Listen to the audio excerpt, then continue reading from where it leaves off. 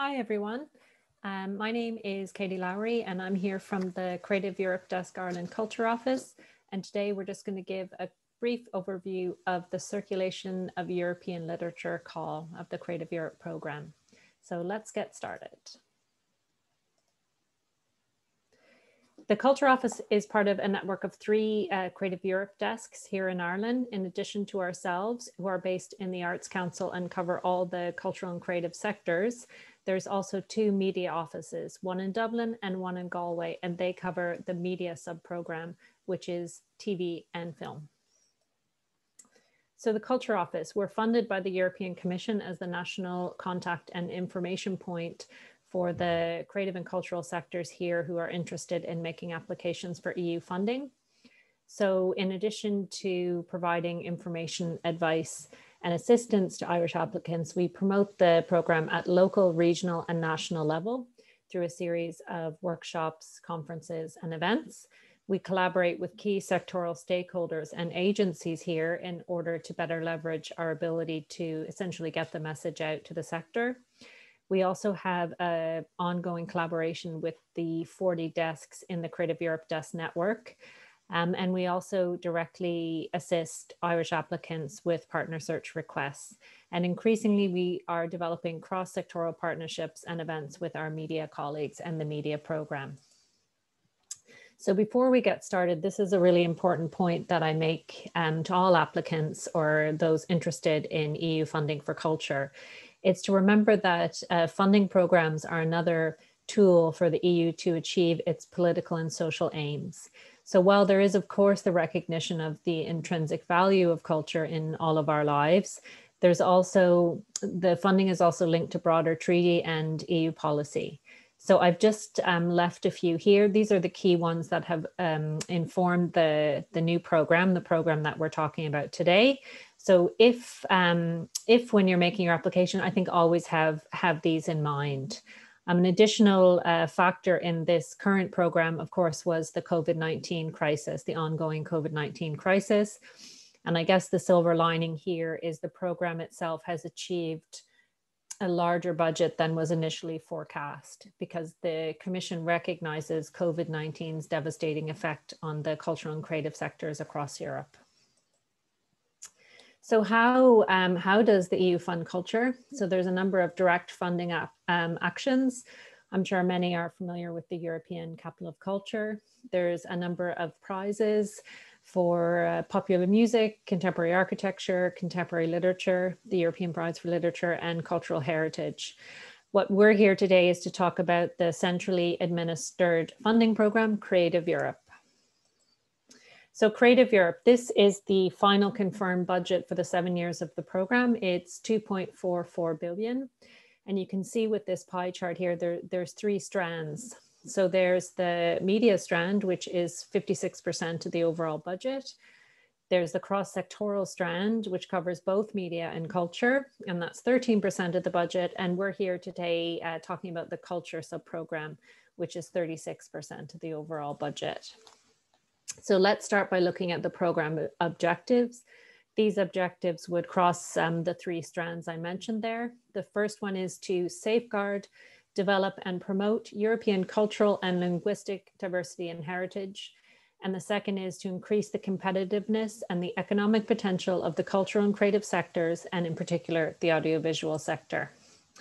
So the culture priorities, so these are the priorities established for the culture strand. So there's first resilience and recovery, which is the recognition, obviously, of COVID-19 and its effect. And in fact, the budget has been front loaded to the early years of the program in order to get as much kind of funding out directly to the sector as soon as possible. And we'll see here with the priorities of the specific kind of strand, we're talking about the idea of innovation and joint creation, the cooperation and exchange of best practices, capacity building of artists, and key players and multipliers. And essentially what that means is these projects will have a much broader kind of effect than just the partners or the applicants involved.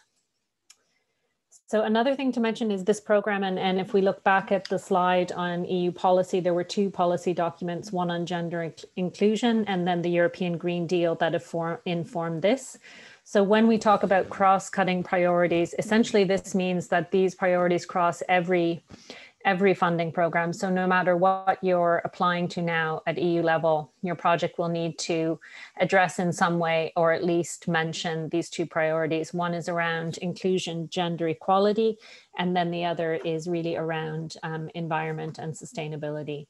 So within your project, it might not be the sole focus of what you're doing, but you'll need to address it, and the application will ask you to address this within your project. So let's look at the funding strands just so you can see all the funding strands here. So the main funding strand is support for European cooperation projects. That will tend to take up between 70 and 80% of the budget. And certainly there are many literature projects within that.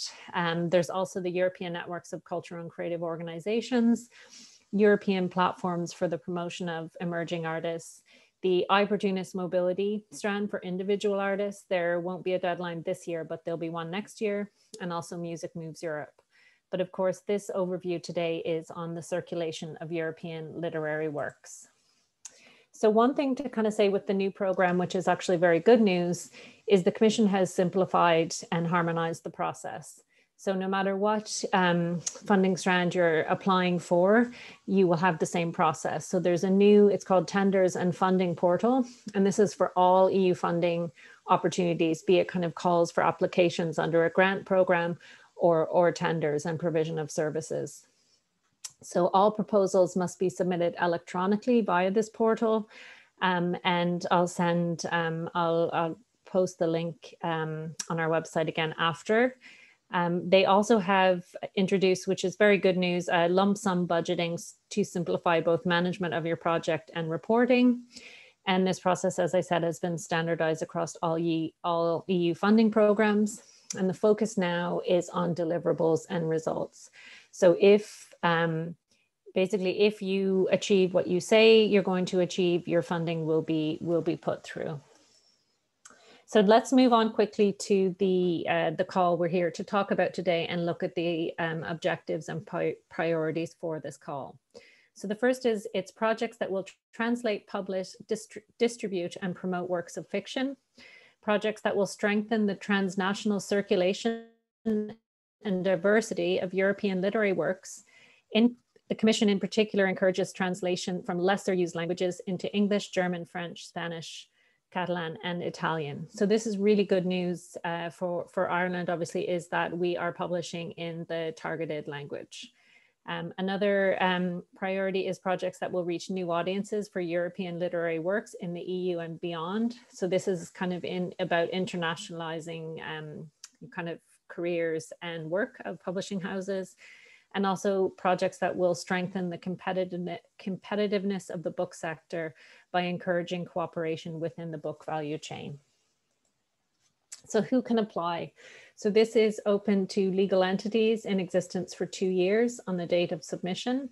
They must be established in one of the eligible participating countries, and they must be active in the publishing and book sector. So what can you apply for? What are the eligible literary works that you can apply? So works can be in both paper or digital formats. It's intended for works of fiction in any literary genre or format. So novel, short story, theater, radio play, poetry, comic book, you know, the list goes on. However, nonfiction works are not eligible under this call. Works must already have been published, and they must be written by authors who are nationals of, residents in, or recognized as part of the literary heritage of an eligible country. Works must not already be translated into the target language. So this is a new translation. So let's look at how the funding is structured. There's 3 scales, which is great. So there's different levels to which you can get involved under this funding call. So the small scale will be projects proposing translation of up to 10 books, and this can receive a maximum grant of 100,000. The next scale up, the medium scale, is projects proposing translation of up to 20 books, and this can receive up to 200,000. And the next one is projects proposing the translation of a minimum of 21 books, and this can receive up to 300,000. So eligible activities, what can you apply for? So you can apply obviously for the translation, promotion and distribution activities or import strategy. business to business export activities, which will help foster the sales of translation rights in Europe and beyond. And within this, these activities must be grouped into what are called work packages. And I'm going to go into this. This is the new structure of the program. And this covers both activity and spend are grouped under defined work packages. So each work package is defined and then must have a list of activities, a list of deliverables, and also milestones and critical risks. So everything is linked within the work package as you define it in the application. So just a little bit more here. So your first step, obviously, once you've defined your work packages, and in fact, in this call, they pretty much do that for you. So you have your defined work packages and you're going to list eligible costs and activities grouped under each of these work packages. This will allow for a greater emphasis on defined deliverables, outcomes, and results. So lump sums are calculated per work package and the balance is paid when the work package is complete. And you need to figure out a way of just making a really clear, clear statement that you can identify whether the action is completed. And within this structure, ongoing monitoring, documentation, and evaluation become very important. So let's look at work package 1. So this work package is the same. It's obviously the administrative kind of heart of your project. Work package 1 is always project management. So these are any of the activities related to the management, planning, administration, and evaluation activities of your project. And they just give an example of some of these activities. And then deliverables will include essentially documentation, so agenda or minutes of meetings, evaluation, quality control points, and you establish a set of indicators for the assessment of activities and their impact. So there is a lot of work here, I guess, setting up an overall system that the project will use. Oops, sorry, I've just gone back. So we'll go on here to work package 2, which is obvious, and this is translation. So you need to do a work package. So if you're applying under the small strand 2, for 5 works of fiction, you're going to have 5 under this work package. So it's mandatory for each book. And the deliverables here will be contracts with translators, and this is mandatory. Proof of payment and declarations signed by the translator and mandatory. And then you may also include translation excerpts and copies of translated book. So no draft versions if it's a final publication. So work package 3, again, is publication and distribution. And again, this is mandatory for each book. So the deliverables under this will include published books in digital format. This is mandatory. Biographies of the translators included in the published books, mandatory, and may also include some design, artwork, layout of the books, and just anything that you think might add value under deliverables of this work package. So work package 4, promotion and communication, this is mandatory for the whole project and for each book. So what you're going to do is group activities that aim to ensure adequate visibility of each book, including the visibility of the author and the translator, as well as the visibilities of the activities of the project and wide dissemination of its results beyond local, regional, and national level. So this is you communicating essentially your kind of European support and all the activities around the publication of this book that were undertaken. So some examples of deliverables under this work package might include a communication and dissemination strategy or any evidence of your campaigns. You should also include any brochures, programs, posters, anything, any promotional material that you've done for this project or for the work. So let's, the other thing is the application process again has been, now there's some changes from the last program, but the good news is this is standardized across all programs. So once you do it once, it doesn't matter which strand you're applying under, you'll have the same forms. So proposals, so the application form essentially is limited to a maximum of 70 pages. Once you go beyond that, anything beyond the 70 pages will not be read. So we look here, we have application form part A. So this contains administrative information about the participants, so the coordinator, the beneficiaries, any affiliated entities, and the summarized budget for the project. So this is all to be filled in online. Application form part B is the technical description of the project. And then part C, again, is filled in online, and that's additional project data. So what do you need to supply in addition to the application form I mentioned there? You'll need to obviously submit a detailed budget table. So the template's available within the funding and tenders portal. You'll need to include CVs of the core project team. So that's you yourself as the publisher, but also authors or translators involved. And then you need to include list of previous projects, so key projects or translations or publications in the last 4 years. So then what you'll need to do is you'll also need to include CVs of biographies of translators, and you will need to confirm that you have a mandate to act for all applicants. So what is the budget for this call? So the budget is set at a minimum of €5 million. However, they have said, the Commission has said they are leaving themselves the option to increase this by a maximum of 20%. Now, the good thing here is the budget has actually set ring-fenced amounts for each of the scales, so it wouldn't necessarily all be taken up by very large-scale publishers. There is scope there for the smaller scale projects. So we have 30% of the minimum 5 million is ring-fenced for small-scale projects, 40% for medium scale, and 30% again for large scale.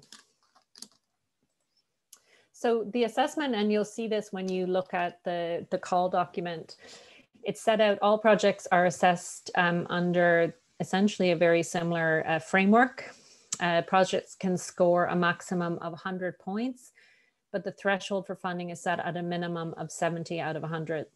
And you must score more than 50% of the available points under each category. So this shows you the threshold for funding in terms of quality is very high. So I'm just going to lay out the 4 categories here.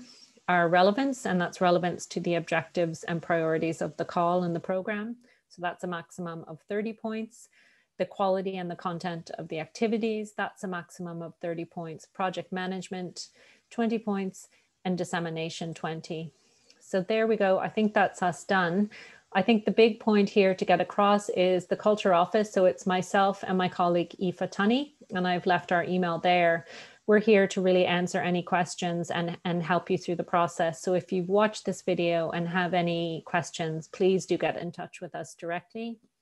The deadline for this call is the 30th of September, and it's always going to be at 4 p.m. Irish time or 5 p.m. Brussels time. If you haven't already, you'll need to register on the funding and tenders, the tenders and funding portal. And just to say, if you're interested, we are hosting an application workshop. Now it is aimed at cooperation projects, but as I said, the process is the same across all calls. So if you're interested in learning a bit more detail about the technical process, please do come along. So thanks very much for listening, and we'll sign off now.